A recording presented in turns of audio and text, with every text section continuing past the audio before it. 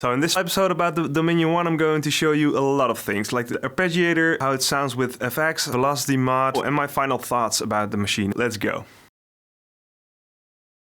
So you can actually use it as a monophonic synthesizer, obviously, or you can set the articulation to paraphonic, and it will use each oscillator for a note. But it's a bit strange in how it does this, because when I hold one note, it will use all oscillators.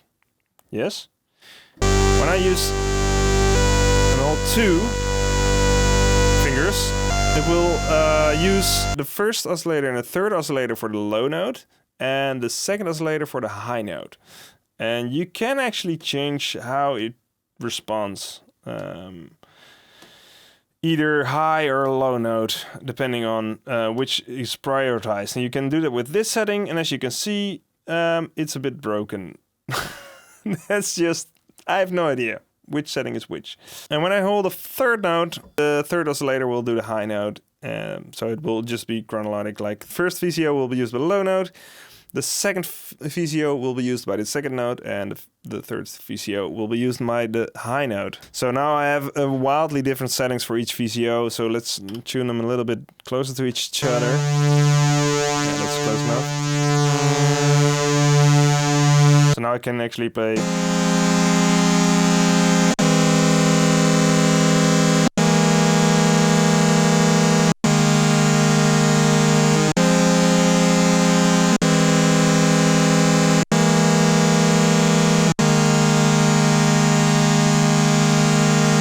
And of course, you get all the quirkiness of the paraphonic.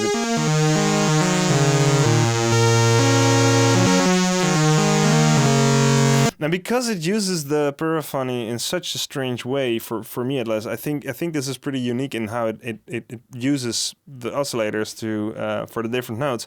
You get all these kind of crazy quirkiness.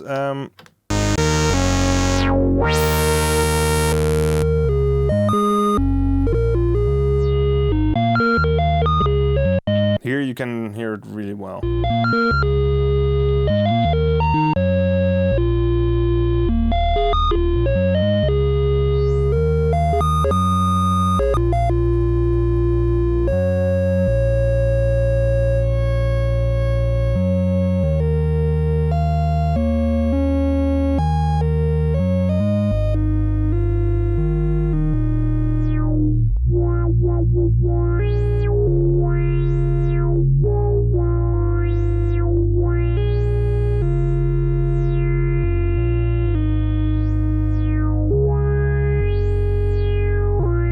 And as you can see, it's actually fun to use different settings for each oscillator a little bit.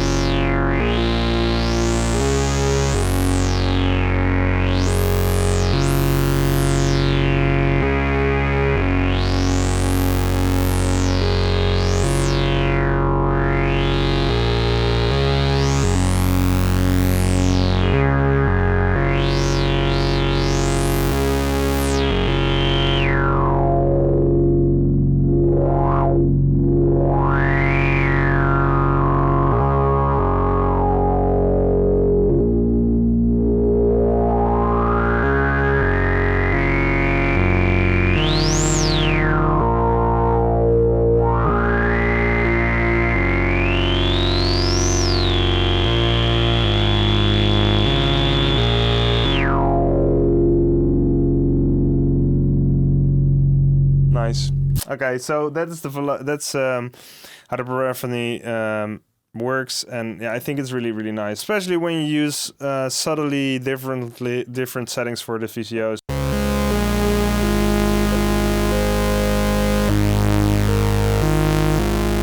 And then if you add frequency modulation with, let's say, VCO2.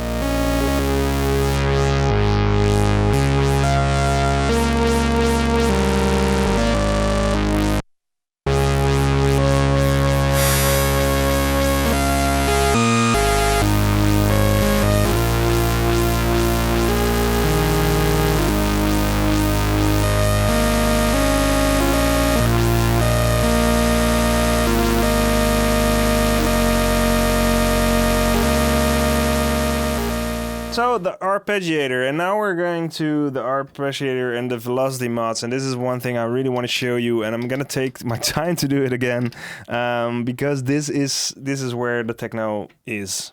Let's add a kick, and I've of course set this to send a clock to the dominion.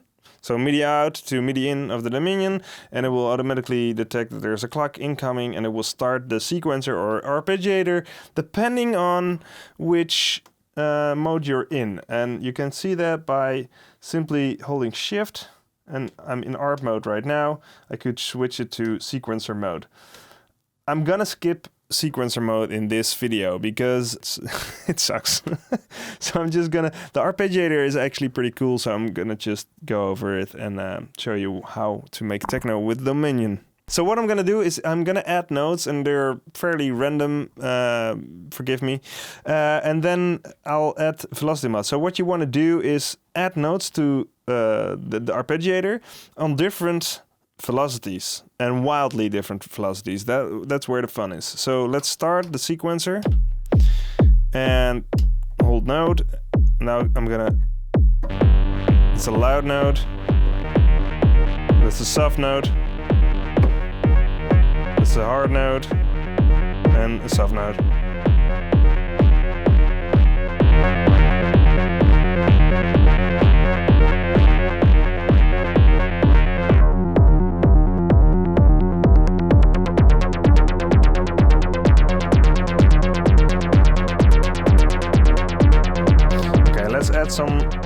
Let's add some velocity mod.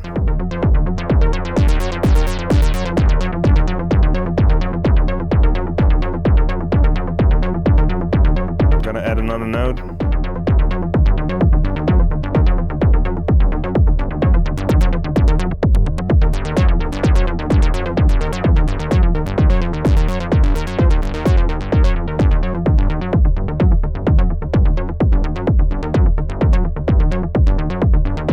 You can also set it to negative modulation.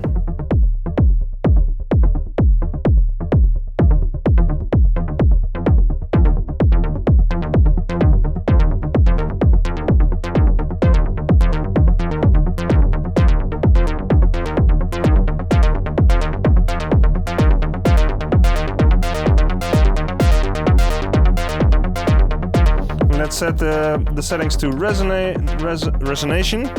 And add some velocity mod to the resonance. It's positive modulation. And now go over to the contour and also set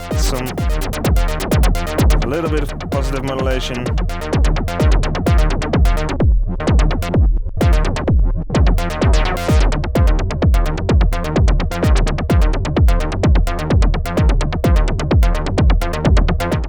And I can also put some velocity modulation on the LFOs and on the AD0s as well as the modulation depths of the VCOs as well. So if I set this to, this is one thing I really wanted to show you, is the velocity mods should be used a lot, because it's just so cool to, you can add so much expression to it all just by adding VCO.